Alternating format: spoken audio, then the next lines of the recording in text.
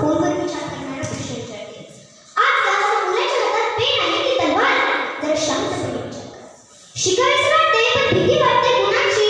शिकायचं वाटते पण भीती वाटते गुणाची. जिज्ञासा शांत झाली तयारी रणाची. जिज्ञासा शांत झाली तयारी रणाची.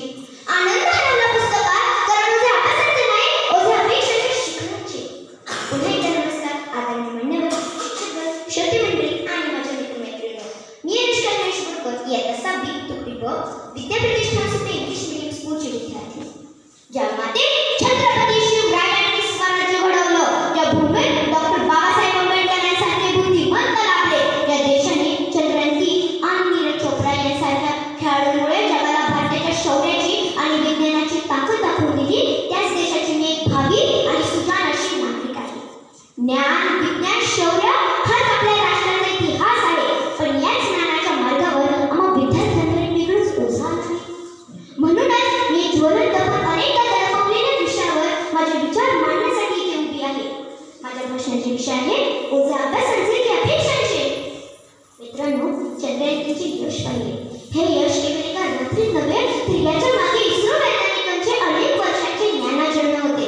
कल्पना करा, जर त्याच वैज्ञानिकांना लहानपणी त्यांचे पालक म्हटले असते, चंद्रावर ज्ञान पाठवण्याऐवजी 100% मार्क आणून इंजिनियर हो, तर आज आपला भारत संपूर्ण जगाच्या नकाशावर इतका अभिमानाने उभा राहिला असता का हो?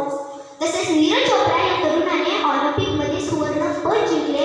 हे केवळ पुस्तकी गुणांमुळे नाही, तर त्यांनी भालाफेकीच्या तंत्राचा बारकाईने अभ्यास केला, शारीरिक शक्तीचे व्यवस्थापन केले आणि ध्येय निश्चितीची तीव्र एकाग्रता ठेवली.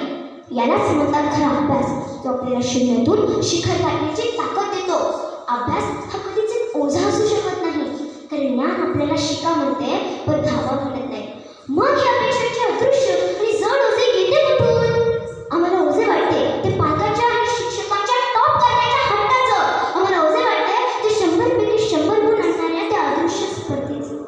पुस्तकाचे पान हे कागदी फूल, कधी लागत त्याला गंध अपेक्षांचे तोडून मग.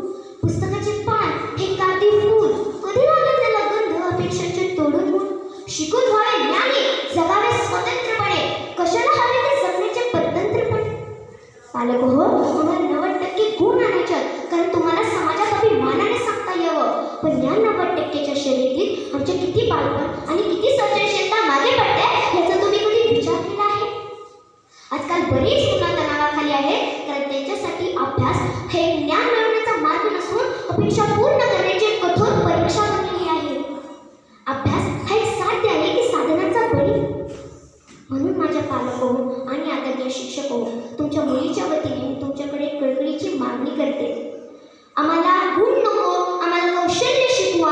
आम्हाला स्पर्धा नको, आम्हाला सहयोग शिकवा. आम्हाला गुण नको, आम्हाला कौशल्य शिकवा. आम्हाला स्पर्धा नको, आम्हाला सहयोग शिकवा. ज्या दिवशी तुम्ही आमच्या पाठीवर प्रेमाने हात ठेवून म्हणाल की बाळा तू अभ्यास कर, प्रयत्न कर, बाकी निकालाचा आम्ही सामावून घेऊ. ज्या दिवशी तुम्ही आमच्या पाठीवर प्रेमाने हात ठेवून म्हणाल बाळा तू अभ्यास कर, प्रयत्न कर, बाकी निकालाचा आम्ही पाहून घेऊ, त्या दिवशी अभ्यासाचे कोणतेही ओझे राहणार नाही. देव नका आम्हाला हिशोब तो गुणांचा, द्या आम्हाला वारसा नव्या युगाच्या ज्ञानाचा. देव नका आम्हाला हिशोब तो गुणांचा, द्या आम्हाला वारसा नव्या युगाच्या ज्ञानाचा.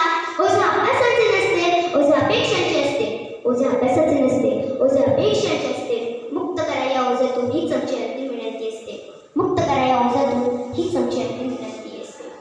पालको, आम्हाला मुक्त करा, कारण आम्हाला या दबावाखाली नाही राहायचं की अभ्यास कर, अभ्यास कर.